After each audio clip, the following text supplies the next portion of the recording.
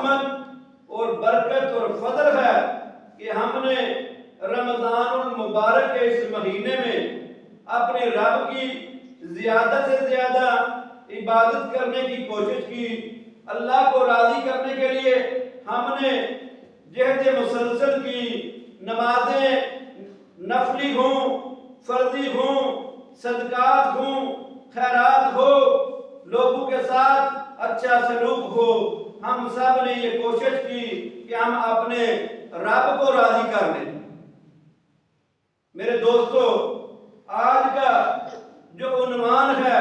جو موضوع منتخب کیا ہے، وہ ہے اللہ کی توحید، کہ جس کے بغیر جتنے بھی اعمال کر لے، جتنی بھی ہم محنت کر لیں، جتنی بھی کوشش کر لیں، اس کا فائدہ کوئی نہیں. اور رسول اللہ صلی اللہ علیہ وسلم کی رسالت، آپ کی اطاعت و فرما برداری، اگر یہ دونوں کے بغیر ہم نے جتنے بھی اعمال کیے، ان عملوں کا ذرا برابر ہمیں فائدہ نہیں ہو. اس لیے اس حوالے سے آج اس جمعہ میں ذکر ہوگا کہ جو چند گھڑیاں رہ گئی ہیں، چند ساعتیں بقایا ہیں، اگر ہم میں کوئی غلطی، کوئی کمی کوتاہی ہے ہمارے عقیدے میں، ہمارے منہج میں، تو ہم اس کی اصلاح کر کے اللہ تبارک و تعالیٰ کے حضور توبہ استغفار کر لیں. کیونکہ استغفار ایک ایسا عمل ہے جس سے اللہ تبارک و تعالیٰ خوش ہو جاتے ہیں. اور جو نادانی میں، غلطی میں، جاہلیت میں، اپنی ناسمجھی کی وجہ سے جو انسان عمل کرتا رہتا ہے، اس سے اگر اللہ سے معافی مانگنی جائے تو اللہ تبارک و تعالیٰ معاف فرما دیتے ہیں اور انسان اللہ کی طرف لوٹ آتا ہے. صحیح حدیث ہے، نبی علیہ السلام نے فرمایا، جب کوئی شخص توبہ کرتا ہے، استغفار کرتا ہے، سچے دل سے اپنے رب کی طرف رجوع کرتا ہے، تو اللہ تبارک و تعالیٰ اتنے خوش ہوتے ہیں، اتنے خوش ہوتے ہیں کہ ایک شخص ہو، اس کے پاس اپنی سواری ہو اور وہ صحرا میں چل رہا ہو، وہ کہیں سستانے کے لیے لیٹ جائے کسی درخت کے نیچے، تو اس کی سواری وہاں سے چلی جائے. جب اس کی سواری چلی گئی، اس کا انداز راہ چلا گیا، وہ اٹھتا ہے، دیکھتا ہے تو وہ بڑا پریشان ہوتا ہے، اسے اپنی موت یقینی نظر آتی ہے. وہ بڑا پریشانی کے عالم میں ہوتا ہے کہ اس کی آنکھ کچھ لمحے کے لیے لگتی ہے، جب وہ دیکھتا ہے اس کی سواری سامنے اس کے آتی ہے، تو وہ خوشی کے عالم میں وہ یہ کہہ دیتا ہے، اے اللہ، تو میرا بندہ، میں تیرا رب. نبی علیہ السلام نے فرمایا اس کی خوشی کا وہ ٹھکانہ نہیں تھا کہ اس نے الفاظ کو غلط ادا کر دیے. اللہ تعالیٰ اس سے بھی زیادہ خوش ہوتے ہیں جب کوئی بندہ توبہ کر لے. میرے دوستو، توحید بنیاد ہے اسلام کی. اللہ تبارک و تعالیٰ نے فرمایا، وَمَا أَرْسَلْنَا مِن قَبْلِكَ مِن رَسُولٍ إِلَّا نُوحِيَ إِلَيْهِ. فرمایا، اے حبیب، ہم نے آپ سے پہلے بھی جتنے رسول بھیجے ان کو یہی وحی کی، ان کو یہی حکم دیا گیا، أَنَّهُ لَا إِلَهَ إِلَّا أَنَا فَاعْبُدُونِ، کہ بے شک نہیں ہے کوئی رب، نہیں ہے کوئی الہ سوائے اللہ کے، اور میری ہی تم نے عبادت کرنی ہے. اللہ تعالیٰ نے فرمایا، میرے علاوہ کوئی الہ کوئی نہیں، میرے علاوہ کوئی حاجت روا کوئی نہیں، میرے علاوہ کوئی مشکل کشا کوئی نہیں، میرے علاوہ کوئی بیٹے بیٹیاں دینے والا کوئی نہیں، میرے علاوہ کوئی رزق بڑھانے والا کوئی نہیں، میرے علاوہ کوئی تنگی کو، پریشانی کو دور کرنے والا کوئی نہیں. عبادت بھی تم نے میری کرنی ہے، پیدا میں نے تم کو کیا، رزق میں نے مہیا کیا، عبادت میری کرنی ہے. اور اللہ تعالیٰ نے انسانوں اور جنوں کو فقط اپنی عبادت کے لیے پیدا کیا. اللہ تعالیٰ قرآن پاک میں فرماتے ہیں، وَمَا خَلَقْتُ الْجِنَّ وَالْإِنسَ إِلَّا لِيَعْبُدُونِ. ہم نے اپنی عبادت کے لیے ان دونوں مخلوقوں کو پیدا کیا، جنوں اور انسانوں. اور ان کا محاسبہ بھی ہونا ہے۔ دوسرا مقام ہے سورہ نحل ہے، اللہ تعالیٰ فرماتے ہیں آیت نمبر 36 میں وَلَقَدْ بَعَثْنَا فِي كُلِّ أُمَّةٍ رَسُولًا أَنِ اعْبُدُوا اللَّهَ وَاجْتَنِبُوا الطَّاغُوتَ، فرمایا ہم نے ہر بستی میں، ہر امت میں اپنا رسول بھیجا کہ وہ ان کو حکم دے أَنِ اعْبُدُوا اللَّهَ، صرف اللہ کی عبادت کرنی ہے، وَاجْتَنِبُوا الطَّاغُوتَ، اور کسی طاغوت کی طرف نہیں جانا۔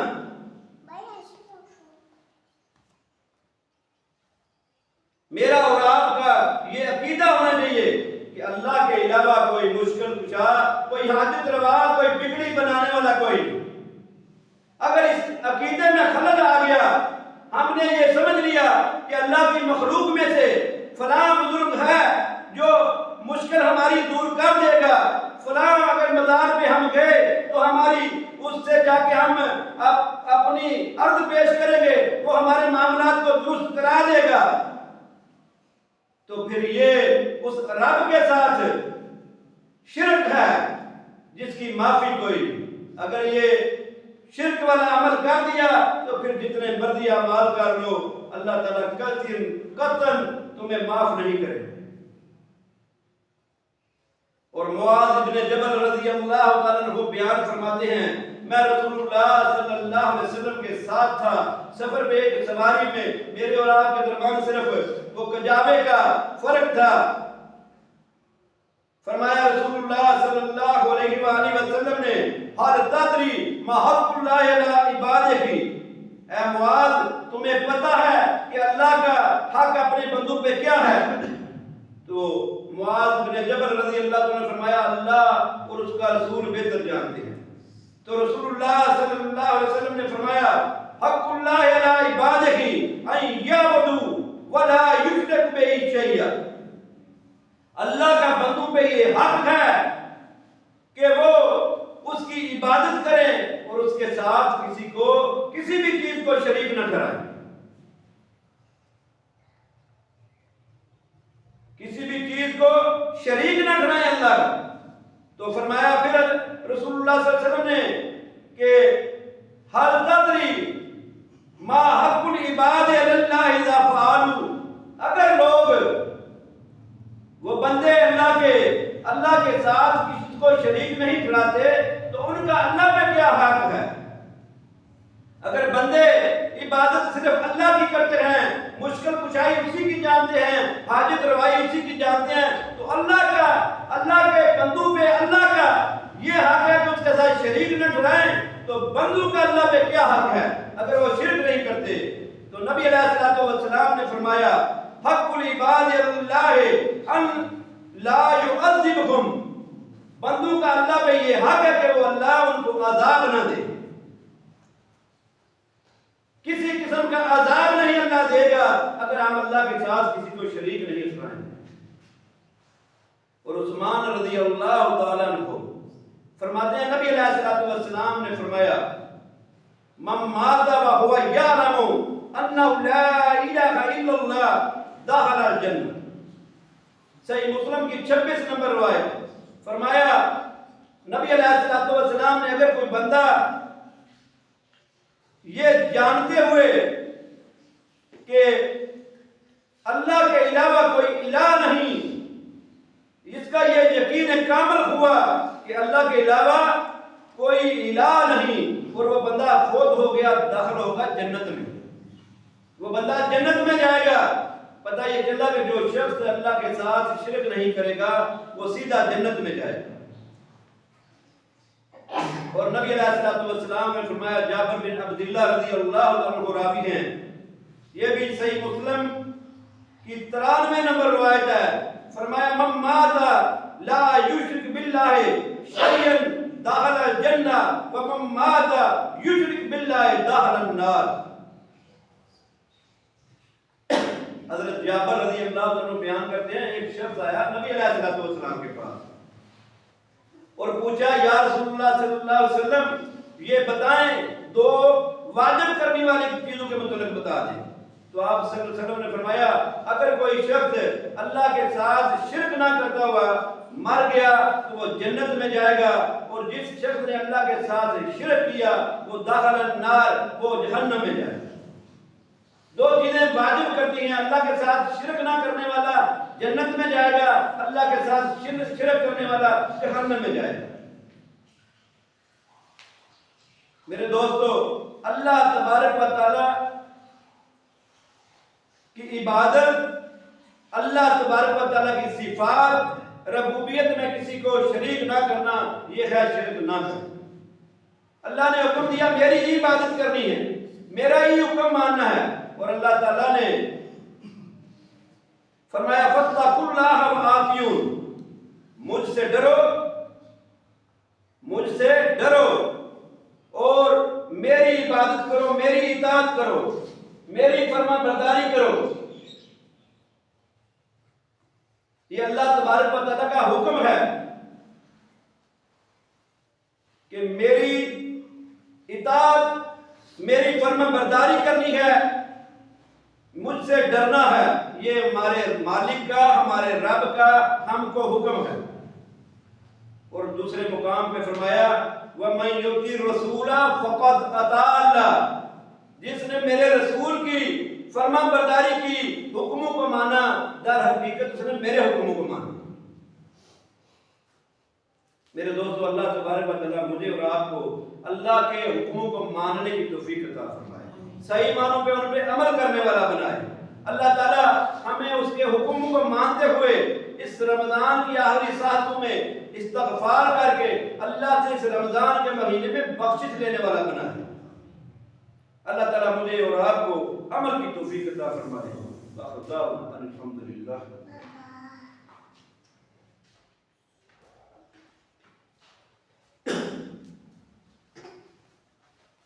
ان الحمد للہ نحمده ونستعینه ونستغفره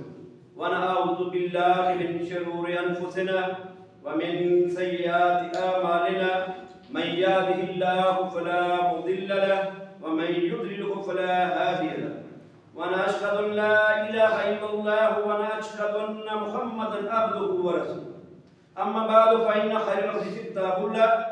وخير الهدي هدي محمد صلى الله عليه وسلم، وشر الامور محدثاتها وكل محدثة بدعة وكل بدعة ضلالة وكل ضلالة في النار۔ دوستو، اللہ تبارک و تعالیٰ نے فرمایا وَمَن يُطِعِ الرَّسُولَ فَقَدْ أَطَاعَ اللَّهَ، جس نے میرے رسول کی اطاعت کی، فرما برداری کی، حکموں کو مانا، در حقیقت اس نے میرے حکم کو مانا۔ ہمارے خطبہ کا پہلا حصہ تھا اللہ کی توحید، اللہ کی عبادت کرنی ہے، اللہ کے علاوہ کسی کو اللہ کا شریک نہیں ٹھہرانا، اللہ کے حکموں کو ماننا ہے، کیونکہ اللہ تعالیٰ نے خود حکم دیا ہے کہ مجھ سے ڈرو اور میری اطاعت و فرما برداری کرو، اور اسی اللہ نے، اسی مالک نے حکم دیا کہ میرے رسول کی اطاعت تم نے کی،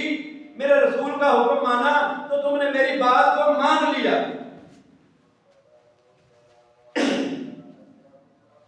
سورہ نساء آیت نمبر 13 اور 14، اللہ تبارک و تعالیٰ فرماتے ہیں وَمَن يُطِعِ اللَّهَ وَرَسُولَهُ يُدْخِلْهُ جَنَّاتٍ تَجْرِي مِن تَحْتِهَا الْأَنْهَارُ خَالِدِينَ فِيهَا وَذَلِكَ الْفَوْزُ الْعَظِيمُ۔ فرمایا جس نے اللہ کی اور اس کے رسول کی اطاعت کی، فرما برداری کی، ہم اس کو داخل کریں گے جنتوں میں جن کے نیچے نہریں بہتی ہیں، خالدین فیہا، اس میں رہیں گے، وَذَلِكَ الْفَوْزُ الْعَظِيمُ، اور یہ بہت بڑی کامیابی ہے۔ میرے دوستو، ہر شخص اسی کوشش میں ہے کہ میں کامیابی حاصل کروں۔ ہر شخص وہ کسی بھی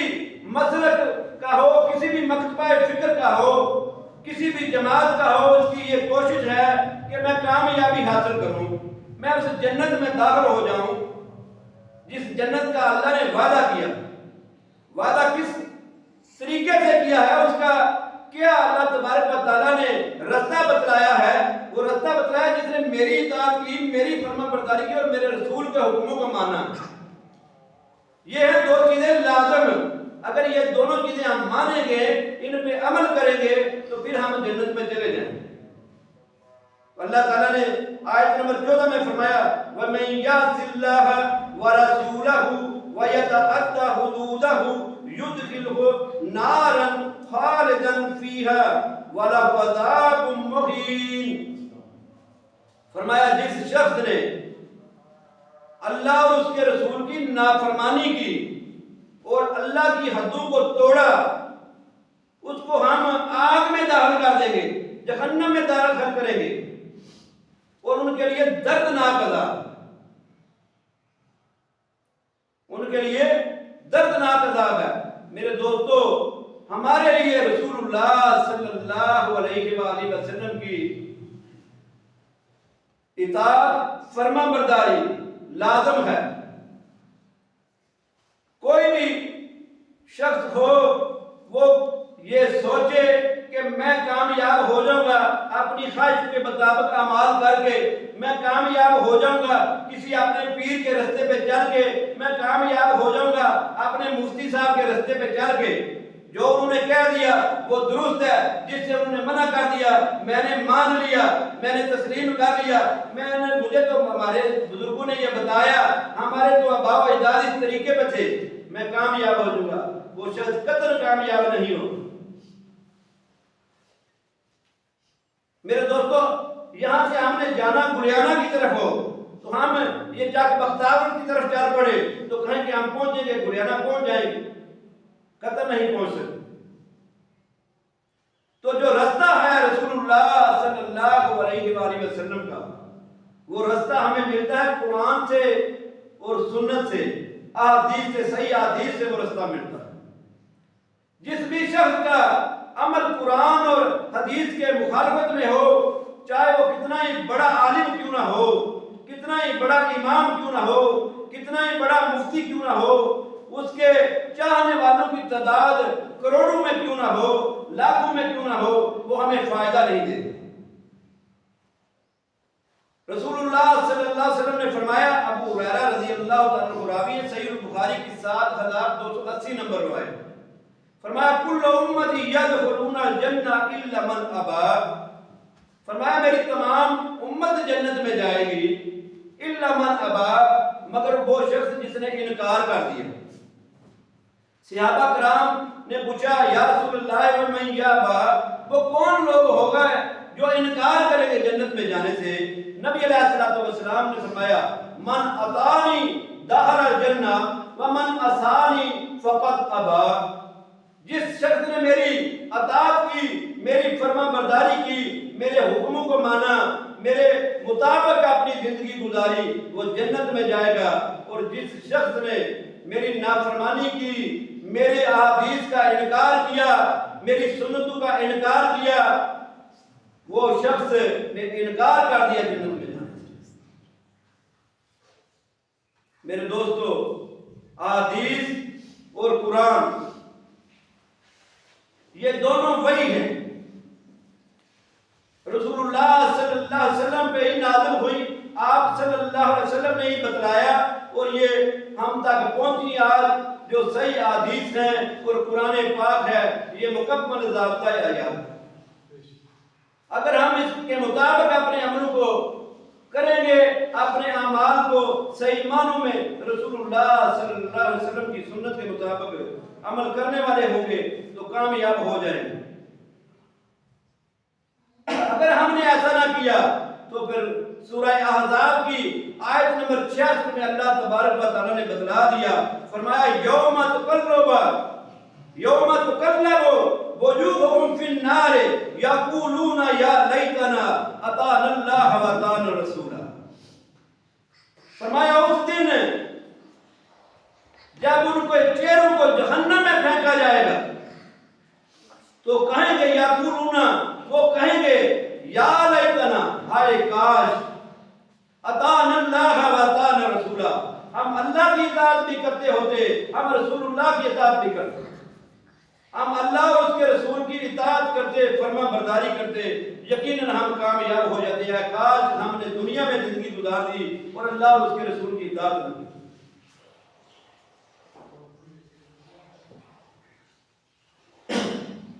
دوستو صحیح عقیدہ ہونا یہ ضروری ہے. ایمان مکمل ہی تب ہوتا ہے، عمل کا فائدہ ہی تب ہوگا جب ہمارا عقیدہ درست ہو. اور ایک دوست کا سوال بھی تھا اس حوالے سے کہ آج کل معاشرے میں ہم اس بات کو ترجیح نہیں دیتے، غور نہیں کرتے، یا اس بات کی ہم پرواہ نہیں کر رہے کہ ہمارا ایمان وہ کیسا ہے، اس کے عمل کیسے ہیں. چاہے وہ عمل اس کا کوئی بھی ہو،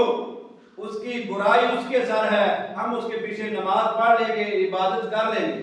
میرے دوستو ذرا غور کرنے کی بات ہے. اسلام اس بات سے اگر منع کرتا ہے کہ تم نے کسی اپنے عالم کے پیچھے، کسی مفتی کے پیچھے، کسی امام، کسی فقیہ کے پیچھے نہیں جانا جب تک اس کی بات قرآن و سنت کے مطابق نہ ہو، جب تک اس کی بات قرآن و سنت کے مطابق نہ ہو، اس کی بات سے تم اختلاف کر سکتے ہو، اس کی بات کی مخالفت کر سکتے ہو. جیسے اللہ تعالیٰ نے فرمایا کہ یا ایھا الذین آمنوا اطیعوا اللہ واطیعوا الرسول واولی الامر منکم فإن تنازعتم فی شیء فردوہ الی اللہ والرسول. تو یہ کیسے ہو سکتا ہے کہ ہم کسی کی بات کو اتنی اہمیت دیں جتنی اہمیت قرآن و سنت کو دینی ہے؟ اس حوالے سے علی المرتضی شیر خدا رضی اللہ عنہ کو ان سے کسی صحابی نے پوچھا، کسی دوست نے پوچھا کہ کیا علی رسول اللہ صلی اللہ علیہ وآلہ وسلم نے آپ کو کوئی علادہ بھی دین کے معاملے میں بتایا جو کسی اور کو نہیں بتایا؟ علی المرتضی رضی اللہ عنہ غصے سے ان کا چہرہ سرخ ہو گیا اور انہوں نے فرمایا ما عندنا شیء الا کتاب اللہ وہذہ الصحیفہ عن النبی صلی اللہ علیہ وآلہ وسلم. انہوں نے کہا مجھے صرف اللہ کے رسول صلی اللہ علیہ وسلم نے اس کتاب اللہ قرآن پاک اور اس صحیفے کے علاوہ کوئی نہیں بتایا.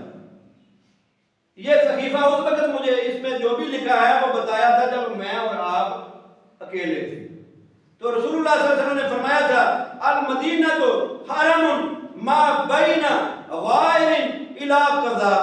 فرمایا رسول اللہ صلی اللہ علیہ وآلہ وسلم نے کہ مدینہ غائر پہاڑی سے لے کے فلاں جگہ تک حرم ہے. من احدث فیہا حدثا او اوى محدثا. فرمایا جس شخص نے یہاں پہ کوئی دین میں نئی چیز ایجاد کی، دین کو بدلنے کی کوشش کی، دین کو بدلا یا دین میں اضافہ کیا، من احدث جس نے دین میں اضافہ کر دیا، دین کو بڑھا دیا، دین کو بدل دیا، او محدثا یا جس نے کسی محدثان بدعت کرنے والے کو، دین میں اضافہ کرنے والے کو پناہ دی. فرمایا فعلیہ لعنۃ اللہ، اس پہ اللہ کی لعنت، والملائکۃ اور فرشتوں کی لعنت، والناس اجمعین اور تمام انسانوں کی لعنت. لا یقبل منہ صرف ولا عدل. فرمایا نہ اس کا فرض قبول کیا جائے گا، نہ اس سے نفلی عبادت قبول کی جائے گی. یہ ہے ایک بدعت کے متعلق. جیسے ہم رسول اللہ صلی اللہ علیہ وسلم کا خطبہ مسنونہ ہر وقت جب رسول اللہ صلی اللہ علیہ وسلم خطبہ دیتے تھے، اپنے صحابہ کو تربیت دیتے تو یہ خطبہ پڑھ دیتے کہ ہر نئی چیز دین میں بدعت ہے، ہر بدعت گمراہی ہے اور گمراہی جہنم میں لے کے جانے والی ہے. اس لیے بدعتی کا عمل اپنا قبول نہیں، جس پہ اللہ تبارک و تعالیٰ کی لعنت ہو وہ بندہ تو ویسے ہی جہنمی ہوتا ہے. جس پہ اللہ نے لعنت کر دی وہ تو سیدھا جہنمی ہے، اس پہ اس کا کوئی اس کی صورت نہیں کہ وہ بندہ جنت میں جائے، جس پہ اللہ کی لعنت ہو وہ بندہ جہنمی ہے۔ اس لیے رسول اللہ صلی اللہ علیہ وسلم نے فرمایا تھا کہ تم آپس میں ایک دوسرے پہ لعن نہ کیا کرو، لعنت نہ بھیجا کرو، بہت بڑا عمل ہے یہ۔ اور ایک روایت کا سہارا لے کے آج کل اہل توحید کو بھی پھسلایا جا رہا ہے۔ جب آپ کسی بدعتی کے پیچھے عمل کریں گے، چاہے وہ نفلی ہو چاہے وہ فردی ہو، تو آپ کی اس کی تکریم کرنا آپ پہ لازم ہے، اس کی عزت کرنا آپ پہ لازم ہے۔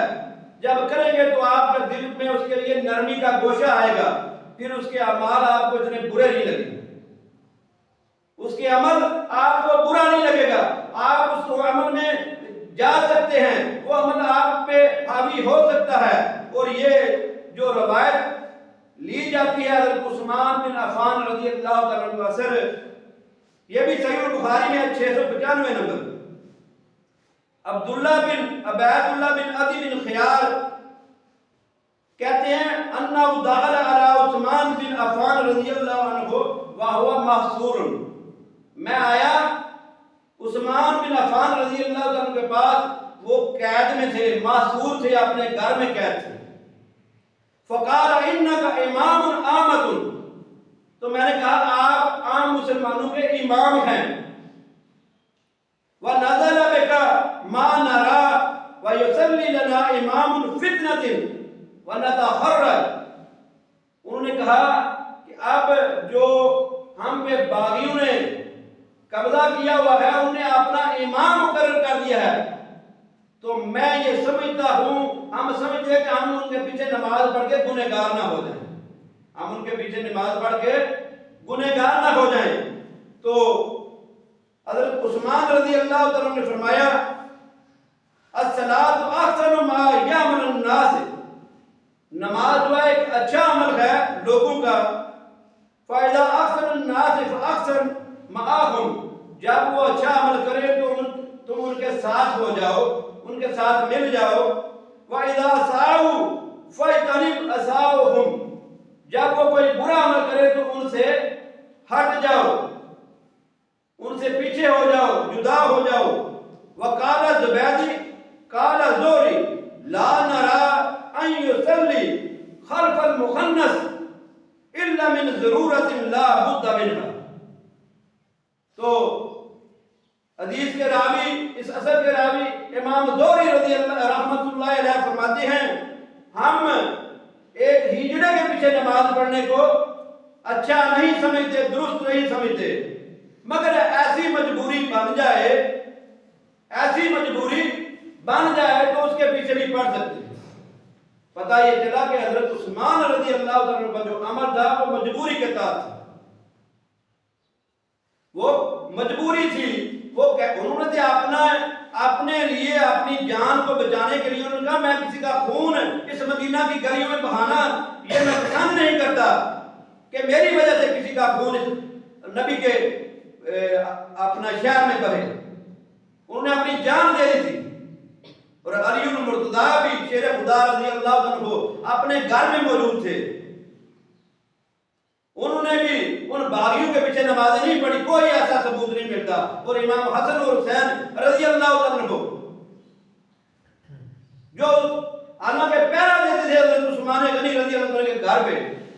مگر ان کا بھی اس مسجدوں میں ان اماموں کے پیچھے جانا نہیں ملتا۔ تو اس لیے ہمیں چاہیے کہ اپنا احتیاط کریں، محاسبہ کریں، اور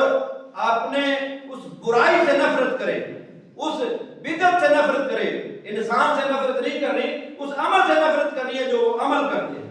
اللہ تبارک و تعالی ہم کو عمل کی توفیق عطا فرمائے اور صحیح معنوں میں قرآن و سنت کا کارگر بننا۔ اللہ تعالی ہمیں ہمارے گناہوں کو معاف فرمائے اور اس رمضان المبارک کے اس بابرکت مہینے میں ہم سب کی بخشش فرمائے۔ یہ وہ مہینہ ہے جس کے متعلق رسول اللہ صلی اللہ علیہ وسلم سے جبریل امین نے فرمایا تھا کہ اگر کوئی زندگی میں اپنے رمضان کا مہینہ پائے اور اس مہینے میں عبادت کر کے اللہ کو راضی کر کے جنت حاصل نہ کر لے تو اس کے لیے ہلاکت ہے، بربادی ہے۔ تو اللہ تعالیٰ ہمیں ہمارے جو بھی ٹوٹے پھوٹے اعمال تھے، ہمارے کمزور اعمال تھے، اللہ اپنی بارگاہ میں قبول فرمائے، ہمارے لیے جنت کا سرٹیفکیٹ جاری کر دے۔ اللہ ہمارے گناہوں کو بخش دے، اللہ ہم پہ اپنا رحم فرمائے، اللہ تمام مسلمانوں پہ اپنا رحم فرمائے، اللہ مسلمانوں کو عزت عطا فرمائے، اللہ تبارک و تعالیٰ غزہ کے مسلمانوں کے لیے آسانیاں پیدا فرمائے، اللہ تمام دنیا کے مسلمانوں کے لیے آسانیاں پیدا فرمائے اور جذبہ جہاد اور شوق شہادت عطا فرمائے، اللہ ہم سب کو کفار کے خلاف لڑنے کی توفیق عطا فرمائے، قولی فعلی عملی ہر صورت میں ان کا مخالفت کرنے کی توفیق عطا فرمائے، اللہ تبارک و تعالیٰ مسلمانوں کو ہدایت عطا فرمائے، اللہ ہم سب کو عمل والا بنائے، وہ کفار کو نیست و نابود فرمائے، اللہ ہم سب پہ رحم فرمائے۔ سبحان ربک رب العزت عما یصفون وسلام علی المرسلین والحمد للہ رب العالمین۔